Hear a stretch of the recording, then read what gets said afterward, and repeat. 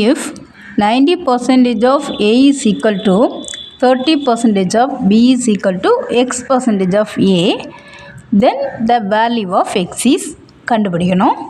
இப்போது நம்ம கொடுத்துருக்குது 90% of A is equal to 30% of B.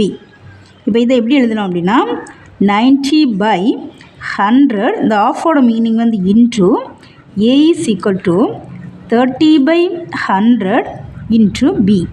இப்போ இந்த 100ம் இந்த 100யும் நம்ம கட் பண்ணிடலாம். இந்த 0வும் இந்த 0வும் கட் பண்ண முடியும்.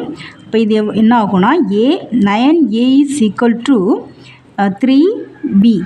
இப்போது 3 இந்த பக்கம் கொண்டு வந்துட்டோன்னா 9/3, இந்த A இந்த பக்கம் கொண்டு போகிறோம். அப்போ B/A. இப்போ இதை கட் பண்ணும்போது 3/1 ஆச்சு. இப்போது இங்கே நமக்கு இன்னொரு கண்டிஷன் கொடுத்துருக்காங்க, B is equal to X percentage of A.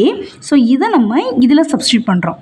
பண்ணும்போது இது என்ன ஆகும், X percentage of A divided by A ஆகும்.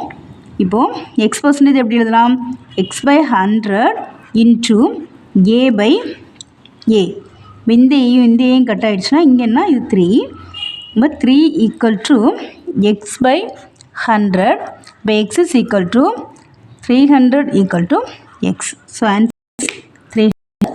இந்த வீடியோ உங்களுக்கு பிடிச்சிருந்துன்னா லைக் பண்ணுங்கள், ஷேர் பண்ணுங்கள், சப்ஸ்கிரைப் பண்ணுங்கள், கமெண்ட் பண்ணுங்கள். தேங்க்யூ.